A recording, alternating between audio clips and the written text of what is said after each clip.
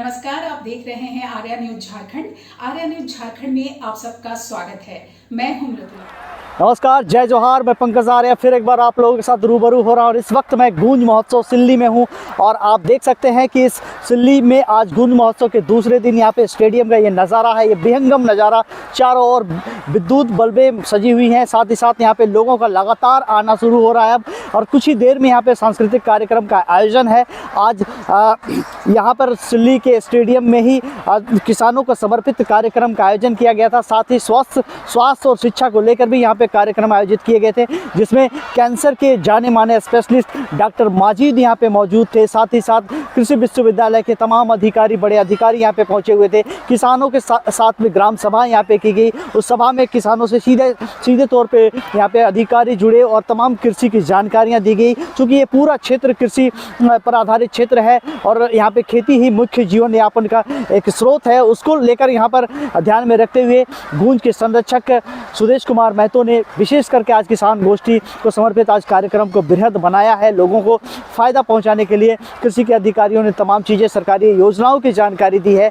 अभी कुछ ही देर पे यहाँ पे सांस्कृतिक कार्यक्रम का आयोजन होना है। हम लोग जुड़ेंगे डॉक्टर माजिद से भी, जो कि कैंसर के स्पेशलिस्ट हैं, जो कि यहाँ पे आए हुए हैं और यहाँ पे आज स्वास्थ्य व्यवस्था को लेकर लगातार यहाँ पे लोगों से जुड़े और लोगों को जानकारियाँ दी कि कैंसर से लोग बच सकते हैं, कैंसर से मर नहीं सकते हैं। ये लोगों में जो भ्रांति है कैंसर होने से कि श्योर उनकी डेथ है, तो ये बिल्कुल भी नहीं है। फर्स्ट स्टेज का जो कैंसर होता है उसमें बचाव किया जा सकता है। कई सेलिब्रिटी जिनका नाम आता है आप जानते ही होंगे, युवराज सिंह का नाम सुना होगा, मनीषा कोइराला का नाम सुना होगा, मुमताज़ का नाम सुना होगा। ये सारे लोग जो हैं कैंसर से पीड़ित हुए थे, लेकिन अभी वो जिंदा है। न केवल जिंदा है बल्कि अपने जो कार्य है उनके दैनिक कार्यों में बहुत अच्छे तरीके से, तंदुरुस्त तरीके से रह रहे हैं। तो इस तमाम चीज़ों की जानकारी यहाँ लोगों को मिली। हम लोग जुड़ेंगे, कई लोगों से बातें करेंगे। तब तक के लिए आप बने रहिए आर्या न्यूज झारखंड में। मैं अपने सहयोगी संतोष कुमार के साथ आपको रिपोर्टिंग दे रहा हूँ सिल्ली से। है कैसा रहा और किस तरह का कार्यक्रम? आज हेल्थ फोकस आज किसानों का समर्पित दिवस है, इसलिए हम लोग किसान वंदना से शुरू करेंगे। क्या कैसा रहा? आज हेल्थ फोकस रहा। आज लोगों के बीच में कई तरह के हेल्थ कैंप लगे। इसके साथ साथ किसानों का जो उत्कृष्ट किसान थे उनको सम्मानित भी किया गया। वीसी साहब आए हैं, वीसी साहब ने कुछ रिसर्च के संदर्भ में अपनी जानकारी दी। हम सभी इस एरिया के किसान ने जो शेष दिन, खासकर जो एक पैदावार के बाद शेष जो समय रहता है, उस समय खाली खेत के समय हम क्या कर सकते हैं, उसका एक कार्यक्रम तैयार करने और वैसे इच्छुक किसानों की एक गोष्ठी करने की तैयारी भविष्य में चल रही है और हम लोग उस पर काम कर रहे हैं। इसके अलावा हेल्थ सेंटर, आज यहाँ पर एक नई हेल्थ सेंटर की आधारशिला रखी गई है और बहुत तरह के कार्यक्रम हैं। इस वक्त मैं भारत ही नहीं विश्व प्रसिद्ध डॉक्टर माजिद के साथ हूँ और वो इस वक्त गूंज के महोत्सव में मौजूद है। सबसे पहले तो आपका झारखंड में बहुत बहुत स्वागत है सर। जो आज आप पहुँचे हैं गूंज में। सर, इस गूंज के बीच में, इतने सारे लोगों के बीच में आपका काफ़ी धमाकेदार स्पीच रहा, लोग आपसे मंत्रमुग्ध रहे। क्या कुछ कहना होगा सर?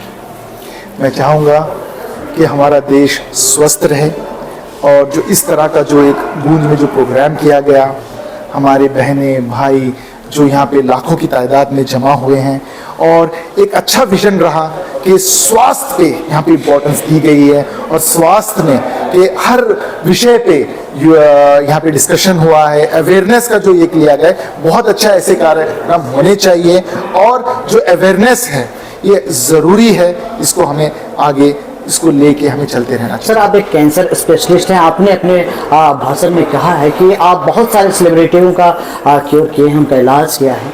तो कितना अलग है सर एक आम व्यक्ति के लिए कैंसर का इलाज कराना और एक सेलिब्रिटी के लिए इलाज करना, आपके लिए कितना अलग है सर? एक्चुअली क्या है, देखिए, इलाज में सबसे बड़ी बात होती है कि फैसिलिटी नहीं होती है, एक अवेलेबिलिटी नहीं होती है और गाइडेंस नहीं होता है। जब एक सेलिब्रिटी होता है तो देखो वो अक्सर चाहते हैं कि बाहर जाके इलाज करें और वो सारी चीज़ें। एक आम आदमी की सबसे बड़ी प्रॉब्लम है जब वो कैंसर, खास करके जब गांव में वगैरह होता है तो लोग मानते हैं कि अछूत बीमारी है, जबकि अछूत है नहीं। रहने से पति से पत्नी को नहीं आएगी, भाई से बहन को नहीं आएगी, परिवार में ये नहीं आएगी।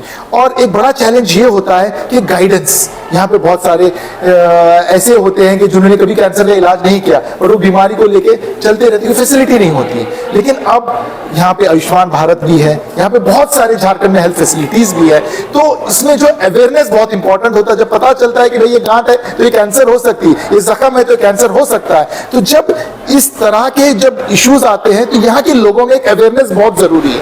अवेयरनेस का एक बहुत बड़ा मुहिम चलना चाहिए और हेल्थ फैसिलिटी की बहुत कमी है यहाँ पे। आप देखेंगे झारखंड में एक बहुत बड़ा हॉस्पिटल आ रहा है next year, medical hospital and research centre के नाम से मेडिकल फैमिलीज को ला रही है, गवर्नमेंट के सपोर्ट से, स्टेट के सपोर्ट से, आपके जो है ना जो पार्टीज हैं यहाँ पे उनके सपोर्ट से। और मुझे उम्मीद है जब इस तरह के 10 हॉस्पिटल आएंगी, जब फैसिलिटीज, जब आपको क्वालिटी केयर मिलेगा, अफोर्डेबल केयर मिलेगा, डोर स्टेप्स में मिलेगा, तो इससे क्या हो जाएगा कि अंतिम 2 सवाल रहेगा जो सीधे तौर पे मैं आपसे जानना चाहूंगा, कैंसर क्या है, कैसे बचा जा सकता है, और आप इस गूंज महोत्सव में आए, क्या आप झारखंड के लिए कीजिएगा कैंसर से बचने के लिए?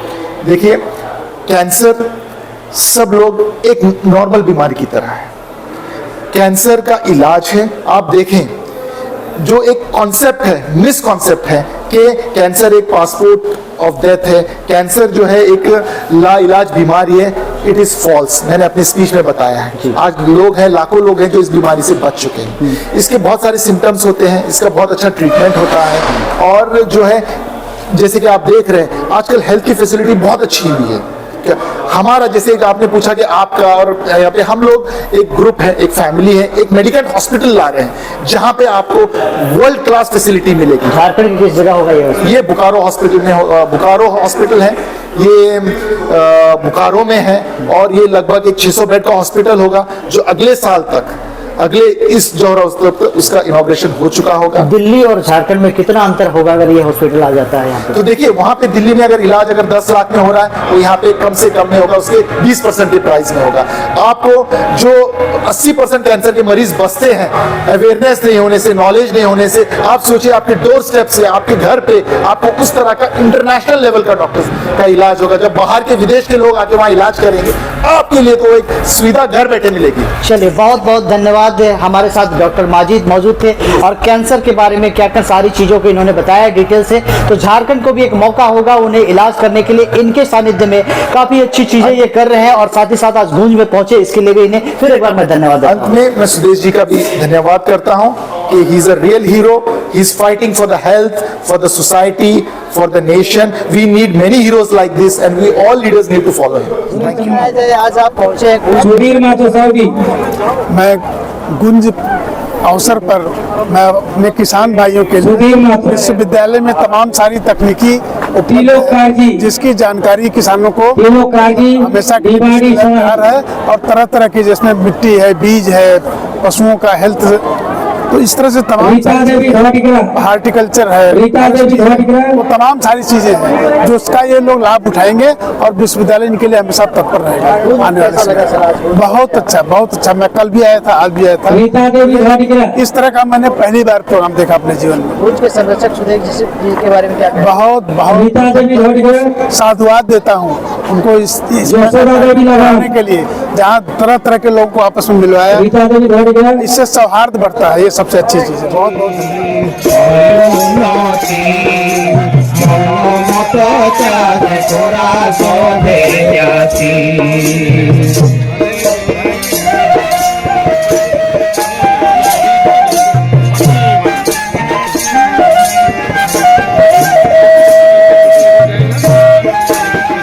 মেরে জীবন দেখা তো দেখা কর পালন ধানালু বাইগন লাউ বিলাতি মনমত চাষ করা সবে জাতি ধানালু বাইতি প্যারি देश की नीति प्यारी है। इस पर ही है जीवन डेरा, इसमें जन्म हुआ है मेरा। इस पर ही है जीवन डेरा, इसमें जन्म हुआ है मेरा। खिलते इसमें बाग बगीचे, खिलते क्यारी क्यारी है। खिलते इसमें बाग बगीचे, खिलते क्यारी क्यारी है। खिलते क्यारी क्यारी है, भी खिलते क्यारी क्यारी है। देश की नीति प्यारी हमको, देश की नीति प्यारी है। देश की नीति प्यारी हमको, देश की नीति प्यारी है।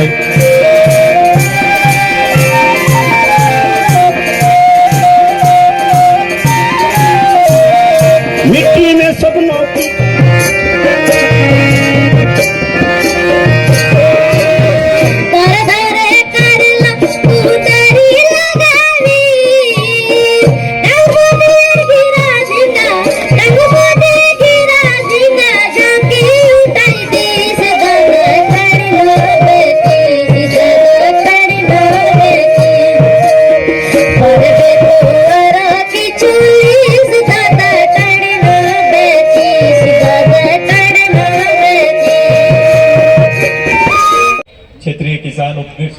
समर्पित करते हैं, जहां उनके लिए सम्मान के लिए प्लेटफॉर्म तैयार करते हैं, वहीं साथ ही साथ आज के दिन ही कृषि या किसान के क्षेत्र में सिल्ली के लिए और सिल्ली के किसानों के लिए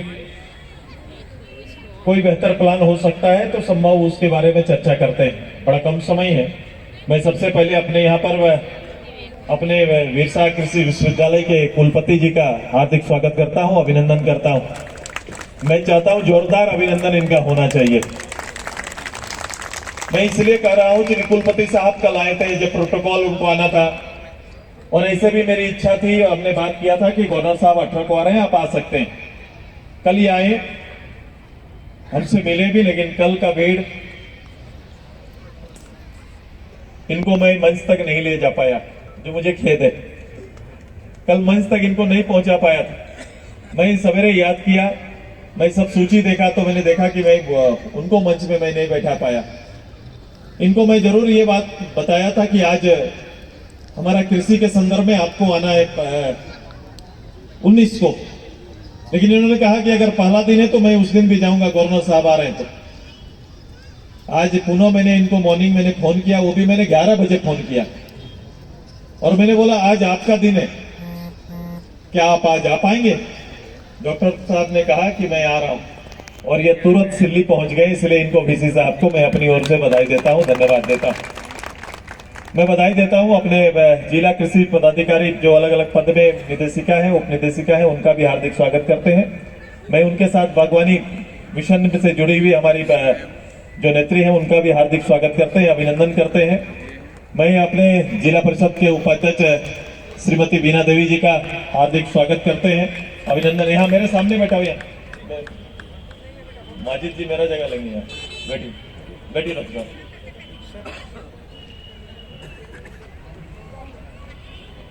मैं उनका हार्दिक स्वागत करता हूं। मैं अपने प्रमुख साहब का हार्दिक स्वागत करता हूं, प्रमुख साहब का हार्दिक स्वागत करता हूं। मैं सर्कल ऑफिसर सिल्ली का हार्दिक स्वागत करता हूं। मैं अपने चारों प्रखंड के बुद्धिजीवी मंच के और किसान प्रमुख जो हमारे पूर्व शिक्षकगण जो नेतृत्व दे रहे हैं उनका भी मंच में आसीन हमारे जिला लेवल के भी पदाधिकारी, किसान संदर्भ में जो पदाधिकारी हैं उनका भी हार्दिक स्वागत करते हैं, आप सभी का अभिनंदन करते हैं। मैं मंच के नीचे लंबे समय से किसान के संदर्भ में, खेती के संदर्भ में अनुभव रखने वाले सभी किसानों का, और खासकर सबसे ज्यादा हमारे जेएसएलपीएस की एक टीम जो हमारे जेके जो इसके कोऑर्डिनेटर है खासकर, और इसके ब्लॉक लेवल के जो कोऑर्डिनेटर है, मैं उनका हार्दिक स्वागत करता हूं, अभिनंदन करता हूं।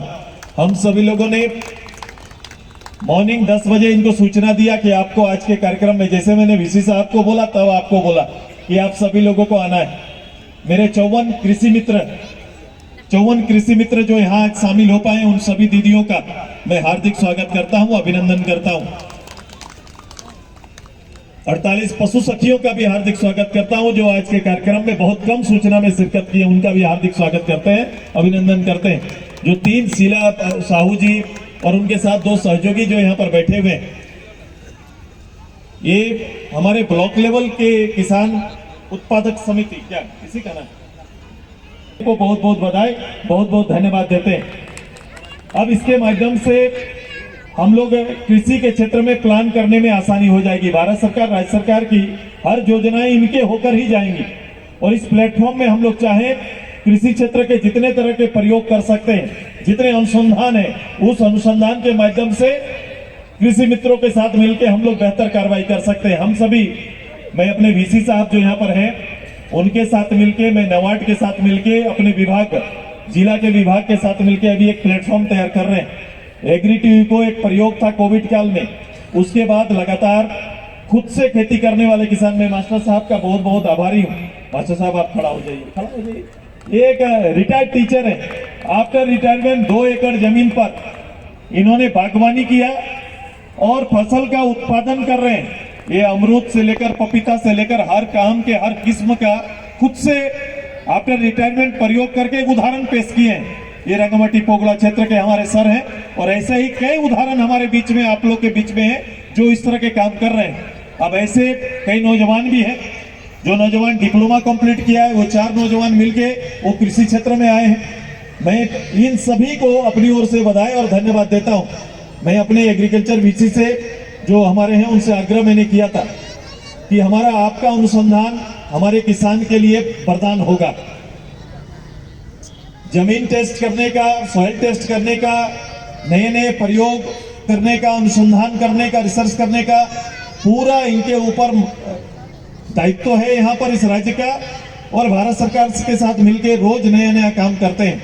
मैंने उनसे आज आग्रह किया है इस प्लेटफॉर्म में कि हमें सिल्ली के क्षेत्र में यहाँ के किसानों के जमीन का एक डाटा और उसके साथ साथ भविष्य के जो हमारा प्लान है उस प्लान को नेतृत्व करने का आग्रह किया है। इन्होंने एक प्रयोग किया है हमारे जीतू पंचायत में, मुझे जानकारी नहीं थी, वहां के ग्राम प्रधान के साथ मिलकर इन्होंने सरसों के नए किस्म को एक 10 एकड़ में उत्पादन किया और आज वही 10 एकड़ का उत्पादन को सराहा जा रहा है। सब जगह पर अलग अलग एरिया में उसकी तारीफ हो रही है कि जो सरसों का नया किस्म आया है वो निश्चित रूप से किसान के लिए बहुत फायदेमंद होगा। मैं इनको बधाई देता हूं इनके इस प्रयोग के लिए। और मैंने कहा कि एक अनुसंधान एक जगह पर आपने एक पंचायत में करके दिखाया, अब क्लस्टर आधारित महिला दीदी तय करेंगी कि सिल्ली, सोनाहतू, राहे और जोना के क्षेत्र में हम लोग का 48 पंचायत में किसी पंचायत को, किसी गांव को आप चिन्हित करिए और वहां का तकनीकी सहयोग करने के लिए विश्वविद्यालय आपके साथ खड़ा रहेगा, विश्वविद्यालय आपके साथ काम करेगा। ऐसी सहमति हमें प्राप्त है।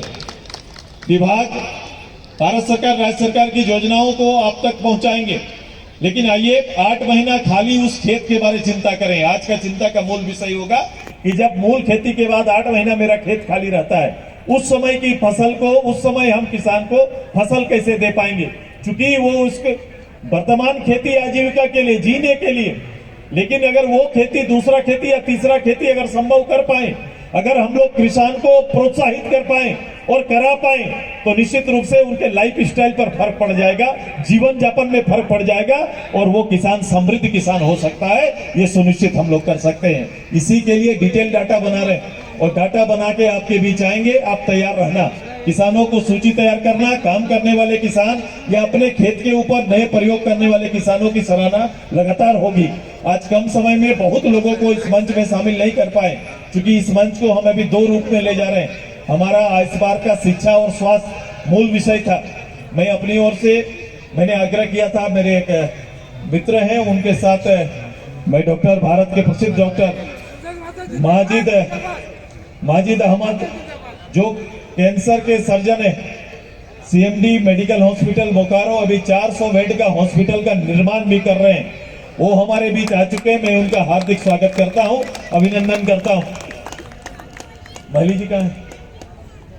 मैं उनके साथ साथ डॉक्टर उमा किशोर, डायरेक्टर मेडिकल हॉस्पिटल बोकारो जो नया खोल रहे हैं, उनको भी हार्दिक स्वागत करते हैं, इनका भी अभिनंदन करते हैं। मैंने सिल्ली वासियों से, आप सभी वॉलंटियर से मैंने आग्रह किया था कि सबसे आज के दिन में घातक बीमारी का रूप ले लिया है वो है कैंसर। मैं छोटी मोटी बीमारियों का इलाज हम लोग कर सकते हैं, सहन कर सकते हैं, बर्दाश्त कर सकते हैं, लेकिन एक ऐसा बीमारी जो न केवल व्यक्ति का नाश करता है बल्कि वो बीमारी उस पूरे पीढ़ी का नाश करके चला जाता है, पूरे परिवार को, आसपास सहयोगी को भी हिला कर चल जाता है। मैंने उसी संदर्भ में मैंने माजिद जी को कहा था कि आप भारत के प्रसिद्ध डॉक्टर हैं, आपका विजिट सिल्ली में होना चाहिए, सिल्ली आपको आना है। अगर इनका सिल्ली आना हुआ है तो मैंने कहा था आप सिल्ली आएंगे, मैं भी आप कोई उपचार के लिए कोई हॉस्पिटल हम वहाँ तैयार करके रख नहीं सकते, लेकिन एक बड़े डॉक्टर, भारत के प्रसिद्ध डॉक्टर अगर कैंसर के संदर्भ में उनके दी हुई बानी ही दवा हो जाएगा, कभी कभी डॉक्टर का सुझाव ही दवा हो जाता है, तो आज शायद उनका सुझाव हमारे लिए और आने वाले लोगों के लिए या आप तमाम लोगों के लिए कहीं ना कहीं उसका स्टेज, उसका प्रभाव हमारे यहाँ पड़ेगा। मेरे बाद डॉक्टर माजिद साहब आपको संबोधित करेंगे, डॉक्टर उमा किशोर जी भी करें टूवर्ड्स नहीं। प्रिय हमारे किसान भाई, जिनके लिए हम हैं, जिनके लिए विश्वविद्यालय है, कृषि विश्वविद्यालय है और तमाम सारे तरह के हम लोग के पास तकनीकी है, तो मैं क्यों फार्मर प्रोड्यूसर ऑर्गेनाइजेशन जरूरी है, क्यों फार्मर प्रोड्यूसर ऑर्गेनाइजेशन मतलब किसान उत्पादक संघ आप अगर 10 किलो मान लीजिए, क्यों जरूरी है मैं ये बता रहा हूँ, क्यों 10 किलो अगर आपने गोभी पैदा किया तो वो कहाँ लेकर के ढोएगा, कौन इसको बेचेगा। लेकिन अगर आप एक संघ बना लेते हैं तो आप लोगों के ज़्यादा पैदा होगी और कोई भी आपका यहीं से उठा लेगा। इसी तरह से तमाम सारी ऐसी चीज़ें हैं, इसलिए farmer FPO farmer producer organization जरूर है। मैं निवेदन करूंगा आप लोगों से कि हर गांव में आप लोग प्रयास करें कि कुछ इस तरह के लोग हों जो थोड़ा सा पढ़े लिखे हों, जैसा अपनी मैडम ने भी बताया है कि वो लोग क्या करेंगे कि कुछ लोगों से मिल करके एक किसान उत्पादक संघ बनाएंगे, समूह बनाएंगे। वो समूह जो है ये देखेगा कि इस गांव में क्या क्या चीज़ हो सकती है, कैसे कैसे हम इसको करें कि यहाँ पर तमाम सारी चीज़ों को ले करके, और जब उत्पादन बढ़ जाएगा, ज़्यादा हो जाएगा, तो उसको आप बाहर से लोग अपने आप आकर के ले लेंगे यहाँ से, आपकी चिंता नहीं रहेगी। लेकिन थोड़ी मात्रा में होने से उसको कोई नहीं लेगा। मैं अभी माननीय विधायक महोदय से डिस्कस कर रहा था 2-3 दिन पहले कि रबी में आपकी इतनी एरिया खाली है कि आप कुछ भी कर सकते हैं इस स्टेट को, क्योंकि हमको नहीं लगता है कि कोई दूसरा प्रदेश जिसमें इतनी संभावनाएं अभी बची हुई हैं, जिसको हम लोग टैप नहीं किए, जिसको हम लोग एक्सप्लोर नहीं किए हैं, वो झारखंड में है। हम कहीं भी जाइए किसी स्टेट के, हम तो करीब करीब सब जिलों में घूम चुके हैं और इतनी एरिया खाली हुई है। आप हमारे यहाँ यूपी के हम रहने वाले हैं, कहीं पर जाइए रबी में कोई आपको 1 कट्ठा जमीन भी खाली नहीं मिलेगी। क्यों? क्योंकि लोग इतने जागरूक हैं कि उनको लगता है कि और हम क्या पैदा कर लें और हम कैसे अपनी आय बढ़ाएं।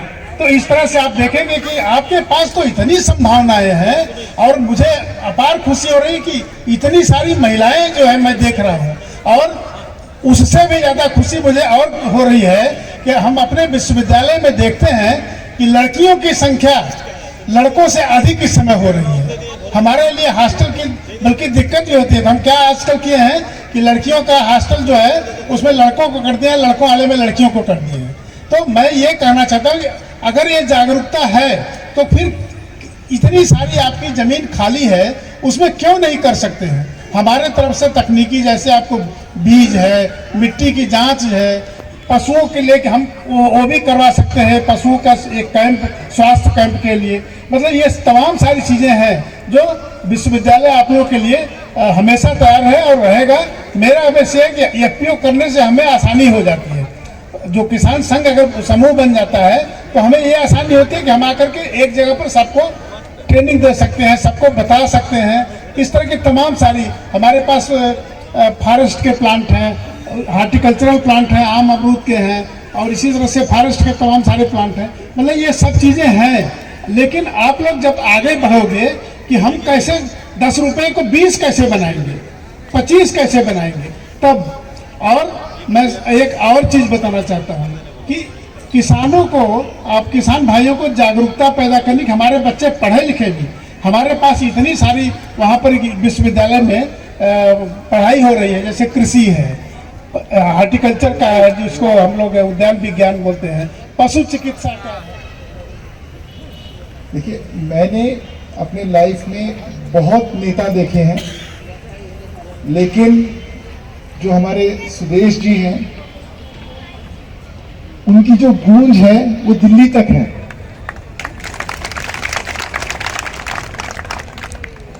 और उनका मैं तहे दिल से शुक्रिया अदा करता हूं कि उन्होंने आप सबके बीच में मुझे एक मौका दिया कि एक ऐसी बीमारी के बारे में अगर हम 1 मिनट के लिए सोच लें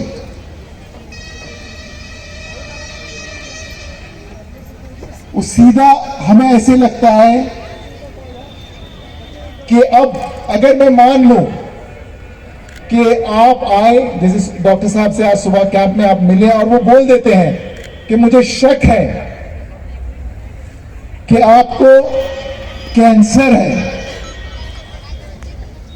सोचो क्या होगा। हमें लगेगा कि हमारी जमीन निकल गई, परिवार, बेटा, रिश्तेदार, दोस्त, ऐसे लगता है कि कोई पिक्चर चल रही थी और वो पॉज हो गया।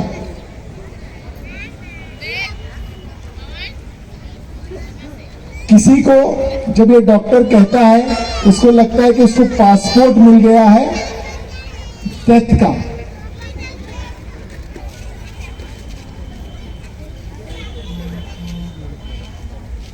इस गंभीर बीमारी जिसमें अगर कोई क्रिकेटर लो आप, मार्टिन क्रो से युवराज तक,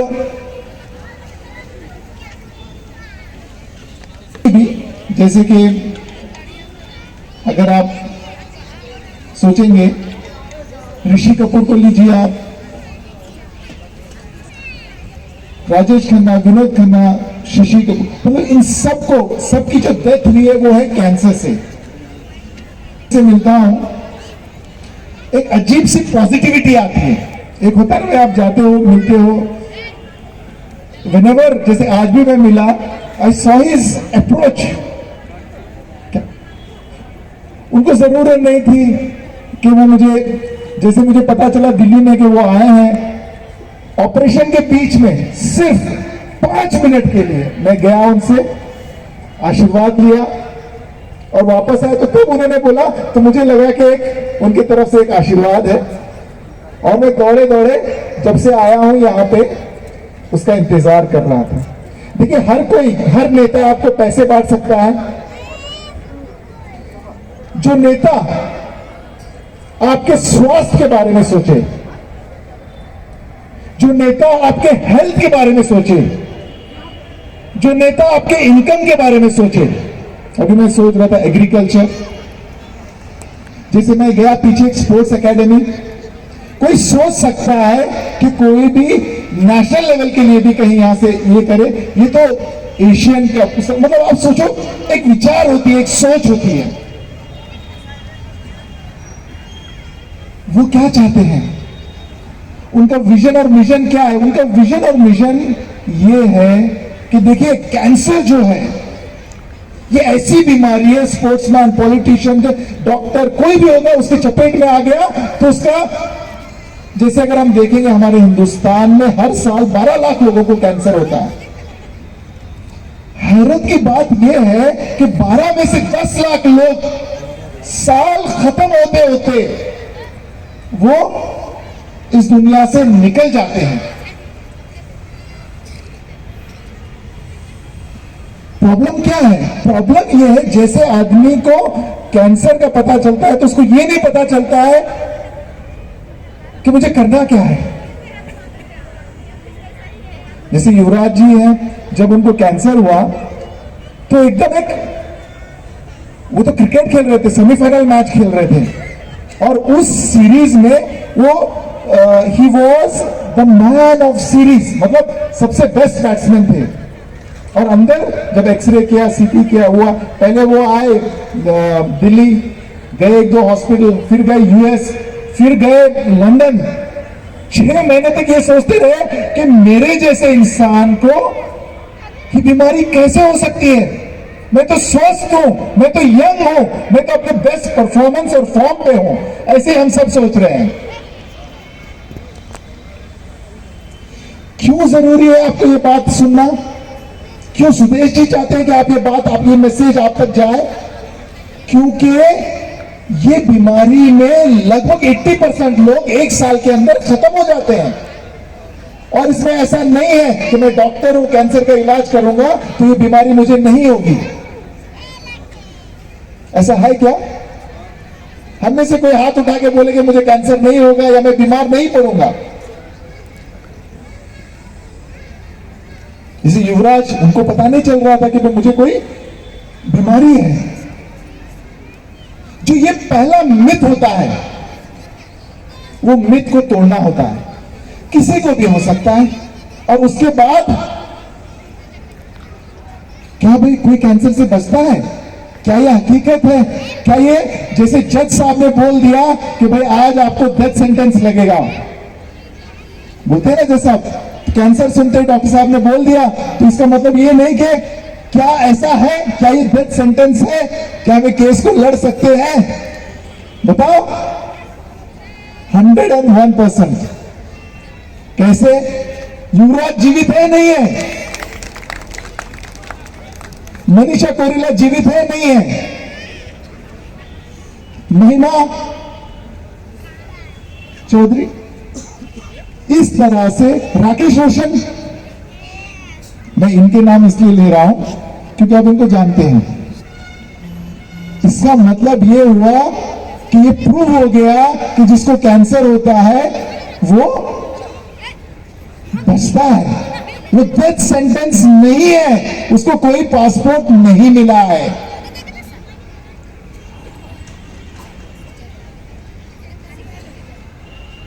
तो इसका मतलब हमें इस दिमाग से निकालना। अब आता है सवाल,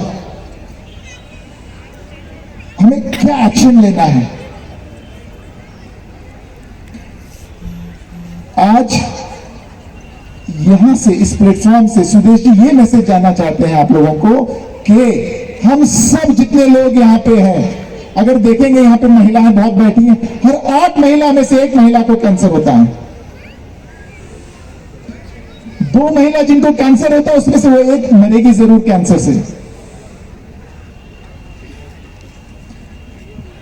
क्या हम सब इस बीमारी से बच सकते हैं? या कोई ऐसा ये है कि भाई ये हमें हो ही ना? बच सकते हैं, नहीं बच सकते हैं? कैसे?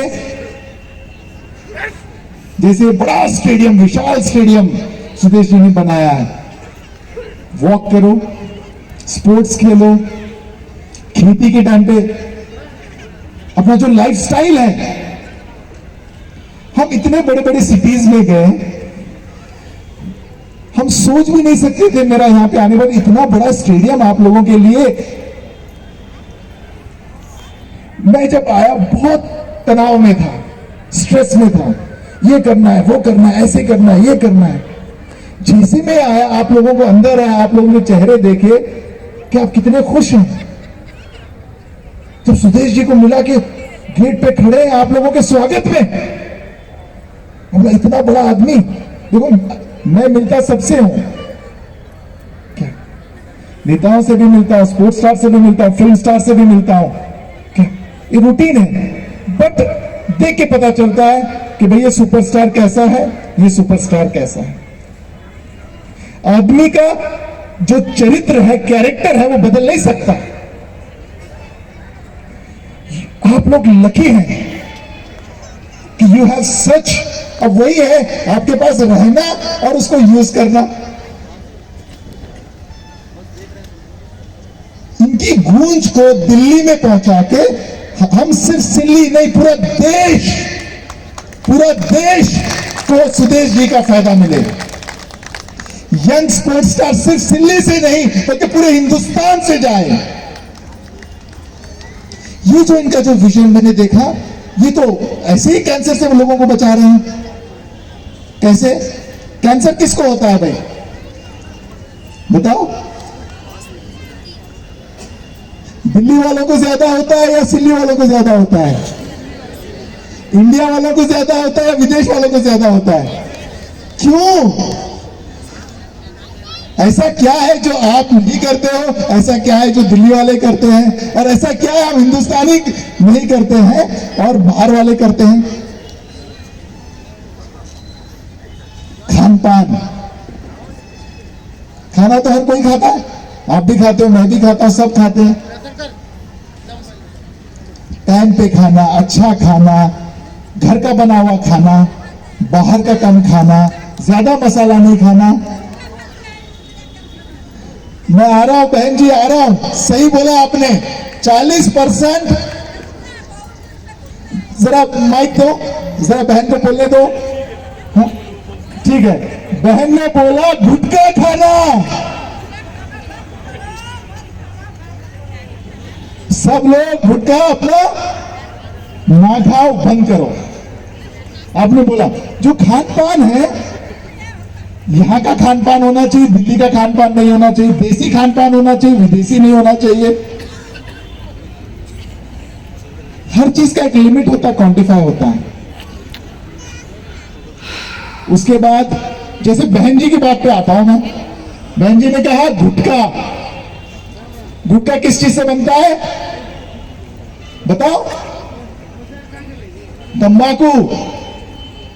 और सिर्फ गुटखा नहीं, अरे मैं चबा रहा हूं, वो तो कौन सा डेंजरस है, पीने वाला या खाने वाला?